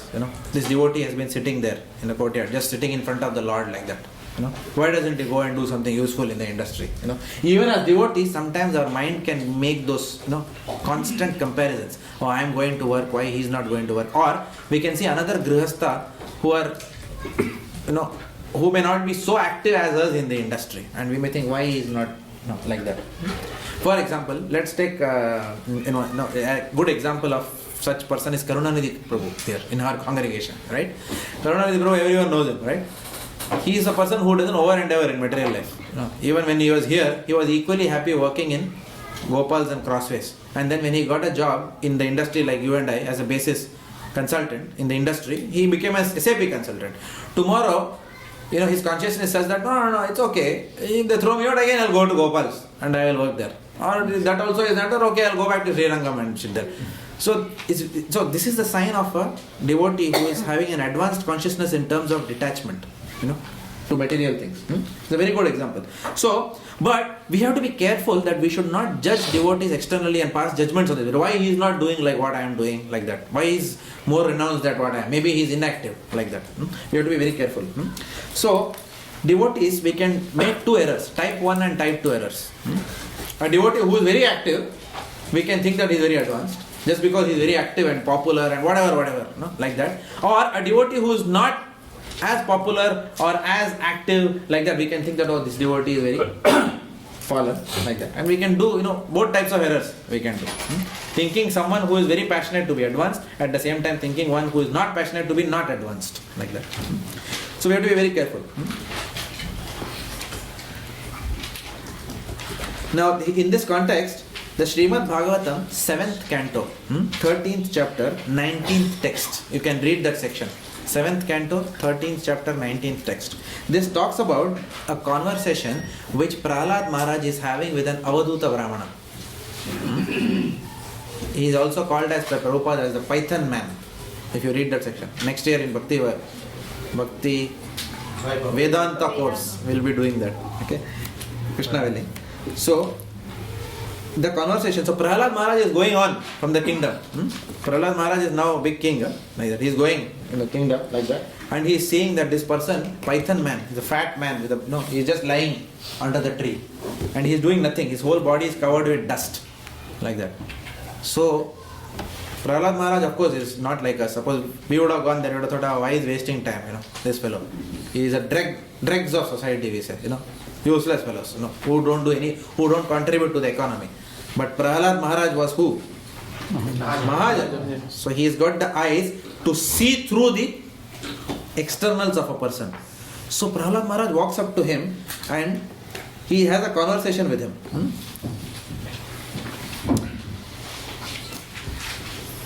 The way Prahlad Maharaj addresses this person, it's very interesting. That's why I've noted down from the Bhagavatam. He says, your honor, will we ever say to a person who is on the road, who is sleeping like under a tree, whose body is covered with dust, who hasn't shaved for years, will you go and say, your honor, like that? Nobody will say like that. Obnoxious person, like that. But he is going and saying, your honor appears. He doesn't even say the word you. He doesn't say you appear to be learned. He says, your honor appears to be learned. Can you imagine this? Your honor appears learned, expert and intelligent in every way. You can speak very well, saying things that are pleasing to the heart. You see that people in general are engaged in fruitive activities, yet you are lying here inactive. Clear? Everyone heard that? Your honor appears learned, expert and intelligent in every way. You can speak very well. Has he started speaking? No. But Prahlad Maharaj, I saw also, I checked the verse before that. Has he started speaking? He has not even started speaking. And Prahlad Maharaj is saying him, you can speak very well, saying things that are pleasing to the heart. How does he know? How does he know when the person has not opened his mouth? You see that people in general are engaged. He's saying that he sees that people in general are engaged in fruitive activities, yet you are lying here inactive.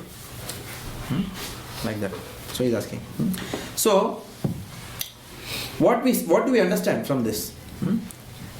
That advanced devotees can easily detect potential akarmis. Advanced devotees can easily detect such people and see beyond the external coverings. A very good example of this is if you read the book Journey Home by Radhanath Swami Maharaj. Srila Prabhupada is sitting on the Vyasasana. How many people are there? 10,000? In the Pandal. And Radhanath Swami Maharaj is just come from Himalayas or somewhere. He has a beard and matted hair like that. Right? And Prabhupada is spotting him right from the Vyasasana. And he's calling, I want that man. Initially the devotees got confused. They brought some other person. Prabhupada said, not him. So Prabhupada was not calling anyone from the audience. Prabhupada was calling Radhanath Swami Maharaj from the audience. That time he was Richard Slavin. He's calling, well, that person here. How did Prabhupada? He has never seen Prabhupada. Prabhupada has never seen him. But Prabhupada is just sitting and suddenly from the Vyasasana, 10,000 devotees, Pandal. Can you imagine? So actually from a material point of view, Prabhupada had reading glasses. So how could Prabhupada see that Maharaj was sitting 10,000 among 10,000 people? How could even his vision go there? But Prabhupada said, go and bring that man. And Prabhupada and the Maharaj came to touch his feet. The devotee said, no. Because he was looking unkempt with a beard and whatever. You can't touch. And Prabhupada said, no, he can touch my feet. And Prabhupada let him touch the feet. Not only that, he said, you sit next to my feet only here. Prabhupada gave him Guru Pada Ashraya. Like that. So a devotee, an advanced devotee can see through the externals of a person and know here is a potential akarmi, here is a genuine seeker of the truth.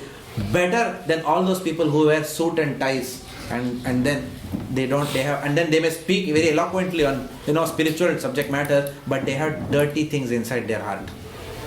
Better such a person who is unkempt from outside but who is genuinely seeking Krishna.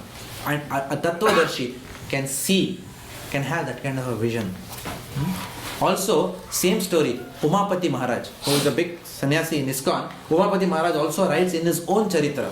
He says that when I went to meet Srila Prabhupada for the first time, I was a hippie. I was dressed, how hippies were, long hair, and then he had short pants, and he saw Prabhupada. And Prabhupada immediately gave him shelter. He knew that here is a person who is a potential sannyasi of tomorrow. Prabhupada could see all these things.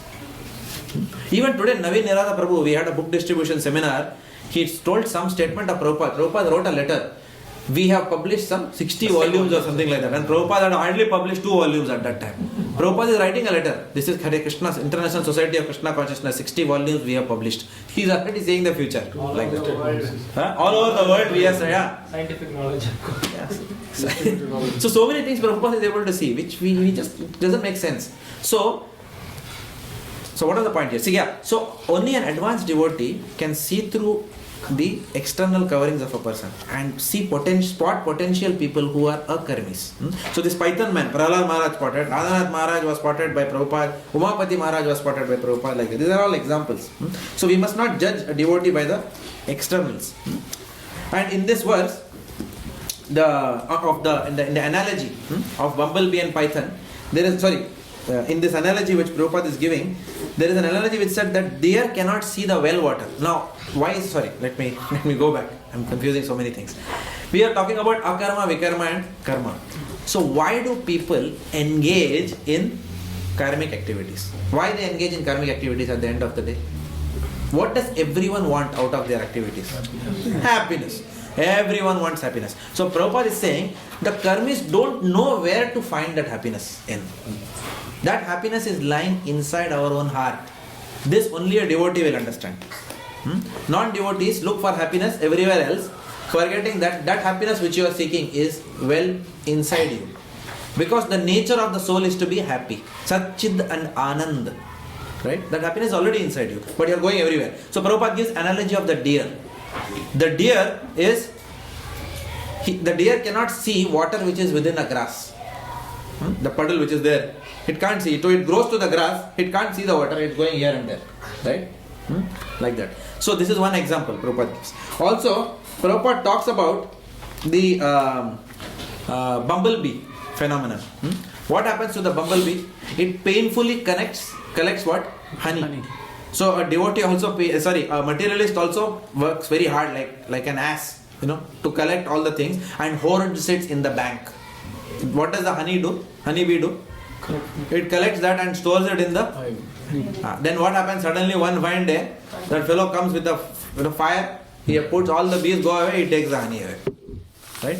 That is what the karmis don't understand, that the jaws of death will take away everything one fine day, whatever material accumulations that I have. So Prabhupada is giving this analogy. So this transcendental knowledge of the eternal existence of the soul and the temporary existence of all that is materially possessed by us is, the conditioned soul is blissfully unaware of this. Therefore, the karmis do what is called as karma, and the vikarmis do what is called as vikarma. Because they don't also understand eternality. They don't understand that if I commit a rape or a murder and the police don't catch me, I will still suffer in the next lifetime. They don't understand. Even if the law of man doesn't catch me, the law of nature will eventually catch me. They don't understand this. So only devotees have this transcendental knowledge. And that's why this transcendental knowledge is important to be able to become a karmi. Like that. So that is the gist of 19th verse. These analyses are not in this purport. The B one in the... It's not there in this purport. So in this entire section, from 15 it's not there. Yeah. So whatever I am speaking from is from where Prabhupada has spoken somewhere else on this, which has been articulated through his devotees. So what I have been doing is, and if you want you can hear whatever I am talking from. Of course nothing is original, but no, original in the sense it's original from the disciplic succession, but it's not something which I am saying. Whatever I am speaking from is based on a compendium of lectures that I have heard on the topic action and inaction.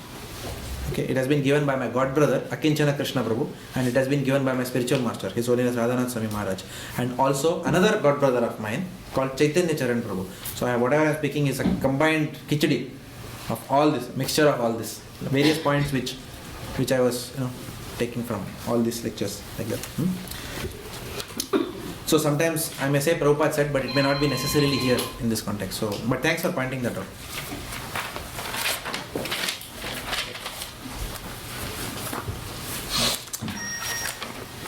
So in that section of Srimad Bhagavatam, there is a nice conclusion, and I want to read out for you. Srimad Bhagavatam 7:13-34. I told 19 earlier, but in 34 the conclusion to that Avaduta section. The Avaduta Brahmana is now speaking. He says, those in human society, please hear carefully, those in human society who are intelligent should give up the original cause of lamentation. Should give up the original cause of lamentation. Should give up the original cause of illusion. Should give up the original cause of fear. Should give up the original cause of anger. Should give up the original cause of attachment. Should give up the original cause of poverty. And should give up the original cause of unnecessary labor. The original cause of all these is the desire for unnecessary prestige and money. The desire for unnecessary prestige and money. I have so much bank balance, not enough. More required because more prestige, more money. Unnecessary desire for prestige and money. This is what drives all of us to perform action which are not required. Lord is not pleased by them. Like, let's go to text 20. Abandoning all attachment to the results of his activities, ever satisfied and independent, he performs no fruitive action, although engaged in all kinds of undertakings. Again, you might be meditating on the earlier verse, so I'll repeat. Abandoning all attachment to the results of his activities, ever satisfied and independent, he performs no fruitive action, although engaged in all kinds of activities. So devotee is engaged in all kinds of activities but still is not performing fruitive action. So this is where Srila Prabhupada introduces the stage of a sadhaka. This is what is sadhana. We are also engaged in all activities. Devotees are not inactivity. But what activities are we engaged in? The activities which are prescribed under Vaidhi sadhana bhakti. So we are all called as sadhakas. Like that. So Lord Krishna is again, through this verse, he is reminding Arjuna, do not give up prescribed duties. Do not give up dutiful work. Don't give that up. Simply give up your attachment to that work. Attachment to the work as well as attachment to the results. Attachment to the results will bind you to karma, and attachment to the work will still be called as nishkama karma. But you will not come to the akama platform performing akarma. Like that. So when you say sadhaka stage, so Prabhupada is also talking about sadhana and siddha. Sadhana means what? Whatever activities we perform. And siddha is the state of perfection. So the state of perfection can only be attained by performing sadhana. Like that.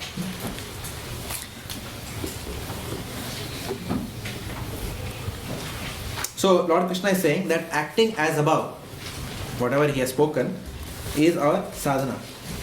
And by doing that activity, the consciousness which ultimately we will achieve, that is called as siddha. Is it clear? So sadhana and siddha. This sadhana will lead to that siddha, which is explained in the next verse. Such a man of understanding acts with mind and intelligence perfectly controlled. A person who is such in transcendental knowledge, what does he do? A man who has understood acts with mind and intelligence perfectly controlled, gives up all sense of proprietorship over his possessions and acts only for the bare necessities of life. Thus working, he is not affected by sinful reaction. Again, Srila Prabhupada describes the siddha stage here. Now he is giving the end result. Such a person, what happens? He is not affected by any sinful reaction. The state of siddhi. So Srila Prabhupada says the purport implication is that the Krishna consciousness person is an akama devotee. A Krishna conscious person is willing to be slaughtered for the pleasure of the master. He is willing to be slaughtered. How? What is he willing to give up for the Lord? His body. Because he doesn't have what to speak of proprietorship over other things. A devotee does not even have proprietorship over his own body. He says this body is also given by you. It's yours. That's why we put tilak. Why do we put tilak? Significance of tilak is that this body is a temple. So I'm worshipping this temple, which is to be used in your service, like that. So no proprietorship. Idam Krishnaya, idam namama. So this body is also Krishnaya, not mine, like that. That is a siddha stage. A person who constantly performs duties in transcendental knowledge will come to this stage ultimately of realizing that my whole existence is for the Supreme Personality of Godhead. He gives no importance to anything outside that service. And not only that, he is constantly greedy for more and more service for Lord Krishna. Tatra laulyam, greed, transcendental greed. Like that. And such a person's qualities are further described in the next verse, which is text 22. He who is satisfied with gain which comes of its own accord, who is free from duality and does not envy, who is steady in both success and failure, is never entangled, although performing actions. So, this verse I thought was very, very important for Grihasthas. So, if one of you here is a householder, please read this verse very carefully. So, we will read this. Arvind Prabhu, can you please read this verse? Read it nicely, loudly. It's very important for us. Yeah. A Krishna conscious person does not make much endeavor even to maintain his body. He is satisfied with gains which are obtained of their own accord. He neither begs nor borrows, but he labors honestly as far as in his power and is satisfied with whatever is obtained by his own honest labor. He is therefore independent in his livelihood. He does not allow anyone's service to hamper his own service in Krishna consciousness. However, for the service of the Lord, he can participate in any kind of action without being disturbed by the duality of material world. The duality of the material world is felt in terms of heat and cold, or misery and happiness. A Krishna conscious person is above duality because he does not hesitate to act in any way for the satisfaction of Krishna. Therefore, he is steady both in success and in failure. These signs are visible when one is fully in transcendental knowledge. Beautiful purport. That's why I thought you must read it. So relevant for all of us. Especially, I was thinking that you should take a printout and keep it in office and keep looking at it all the time. Especially this part. There was one sentence which I liked. The Krishna conscious person is above duality. He does not allow anyone's service to hamper his own service in Krishna consciousness. And Janeshwar Prabhu, you read it, I think. That's it. The duality. Huh? The Krishna conscious person He is steady both in success and in failure. So important for us, even at workplace. Steady in both success and failure. You get promotion, you get demotion. No problem. It doesn't matter. Yes. He does not allow anyone's service to hamper his own service in Krishna consciousness. When you're, for example, your boss may say, I'm giving you promotion. You will understand, company needs your services in Timbuktu. The devotee will say, I have services here. I am running preaching program in Melbourne. What will happen? That is my service to Radha Vallabha. So I don't want that promotion. I will not go to Timbuktu. Like that. So he does not allow anybody else's services to hamper his service. Like that. So thank you very much. I don't want a promotion. Hare Krishna. Like that. Okay. This is an example. Okay. So Govind Prabhu, who is my godbrother, if you hear his lecture on Sharanagati, and I mentioned this many times before, he says in the class that the source of our income is not the source of our maintenance. Very powerful statement. Source of our income is not the source of our maintenance. We think our employer is maintaining us, but our employer doesn't maintain. It is the Lord who maintains us. And the Lord will never fail to maintain his devotee. Goptritve varanam tata. This is one of the characteristics of surrender. Rakshishiti sa viswaso. The Lord will always protect me. The Lord will always maintain me because he is the supreme maintainer. So that mood is coming out here. So a devotee doesn't over endeavor thinking that his office is maintaining him like that. A devotee does not even endeavor to beg for his own sustenance. He depends for his sustenance on Lord Krishna. Now, Prabhupada gives example of Srila Madhvendra Puri. I don't know if it's in this purport. Yes. Is it in this purport? No. Somewhere? Where did I read all this? Okay, somewhere. Srila Prabhupada gives example of, I read it in Gurujan Prabhu's Surrender Unto Me. So that's why this book, Gurujan Prabhu's Surrender Unto Me, have to be read in tandem, and here any lectures that you can. Okay, and there are notes also of one of my godbrothers, Gaurang Priya Prabhu, which are available on ISKCON Desire Tree. So you can read that also. So some culmination of all that, our understanding will really be solid, of any section, if we do all this. Gaurang Priya Prabhu. Yeah? Like that.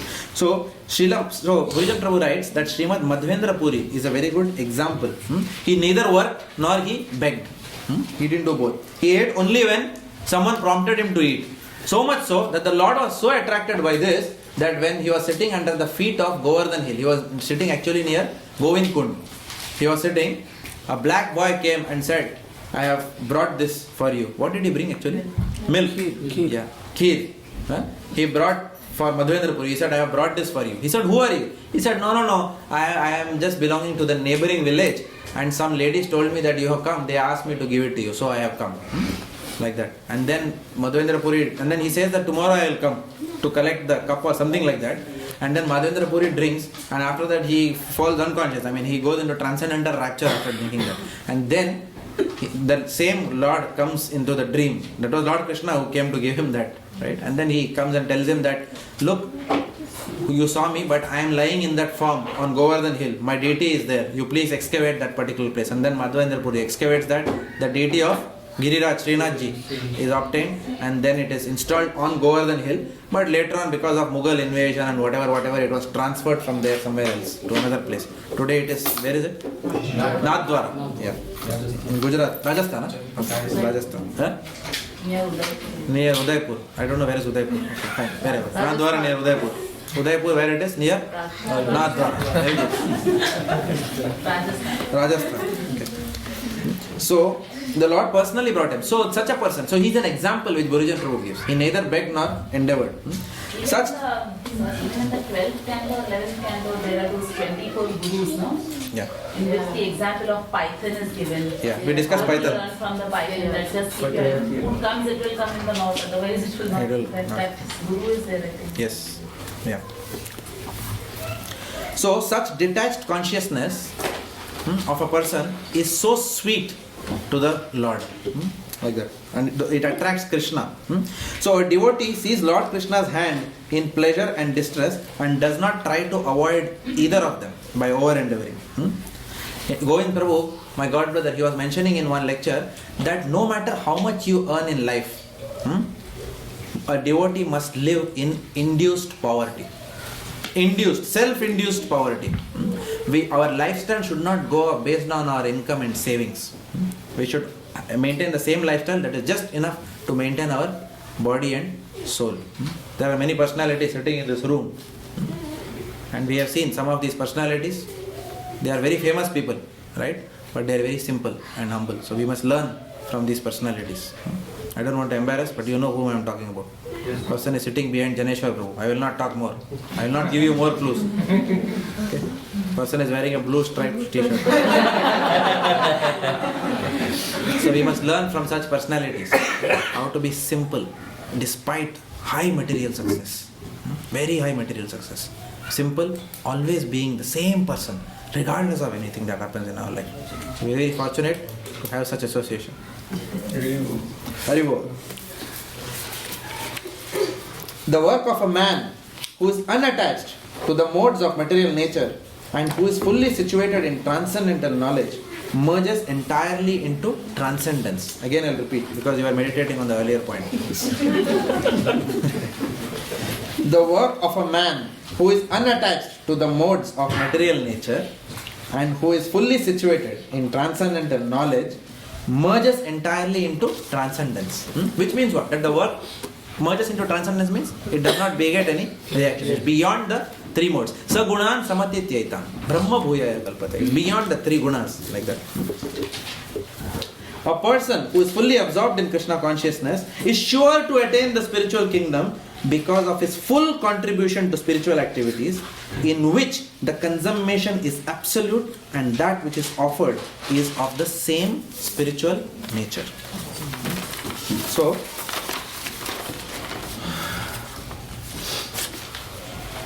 So these verses introduce Yajna. In 23rd and 24th, Srila Prabhupada is introducing Yajna. So Srila Prabhupada translates that Yajna should be for the sake of Yajna Purusha, or for the pleasure of Lord Krishna. Lord Krishna describes many sacrifices in the next section. Now we are moving from this to the concept of Yajna. In the next section, lot of sacrifices have been mentioned, with Lord Krishna as the ultimate goal of those sacrifices. And Prabhupada mentions that without cultivating transcendental knowledge, our work will be under ignorance and cannot qualify as a sacrifice to Lord Krishna. And that is the aim of this Bhakti Sastri course also, to be able to build that and consolidate that transcendental knowledge. That is a process of Shravanam and Kirtanam, which is what right now all of us are doing here. Like that. I had a verse from Chaitanya Charitamrita Madhya Lila, which I will lead in the next class because we have already gone over time. And in the last verse, Srila Prabhupada talks about the necessary aspects of any yajna. What is the goal of all yajna? Which was mentioned in 23. What is the necessary aspects of yajna is mentioned in 24. Because it's all about acting in akarma, right? Akarma means action. What action? Performing yajna. What is a yajna for Kali Yuga? Sankirtan yajna. Now in yajna there are 4 things which are important. The contributor, number 1. The process of consumption of that yajna. Again I repeat, the contributor, the process of consumption. Third, the contribution. And fourth, the result. The contributor, the process of consumption, the contribution and the result. Like that. So these are all aspects of yajna, and this will be discussed more in the next section. But the conclusion is, pardon? The contributor, the contribution, the process of consumption, the result. The consumer is mentioned as the goal. The consumer is Lord Krishna. Bhuktaram ekatapasam. Sarva loka maheshwaram. Suhridam sarva bhutanam nyatam shantam. So he should be, he is the consumer. Understanding that, then the other things become important. So the conclusion is that the goal of all sacrifices is the pleasure of the absolute truth. And when we do that, our transcendental knowledge keeps on increasing. Sarvo padi vinir muktam tat paratvena nirmalam. Rishikena rishikesha sevanam bhakti rochate. Leaving all our false identities, we must come to the true identity that we are eternal servant of Krishna. In that mood, with that knowledge, then we do service. And that is the goal of transcendental knowledge, leading to bhakti to Lord Krishna. In the next section, which is homework for all of you, 25 to 33, Lord Krishna will explain how this transcendental knowledge is obtained through these yajnas and sacrifices. He is introducing the goal of yajna. He is introducing some aspects of yajna, just introducing. In the next section, we will deal about the details of this yajna, how they lead to, how this transcendental knowledge is obtained more through performing such yajnas and sacrifices. That is verses 4.25 to 4.33. So the title of our next discussion is Sacrifices Lead to Transcendental Knowledge. That is the theme of the next class. Srila Prabhupada ki Jai.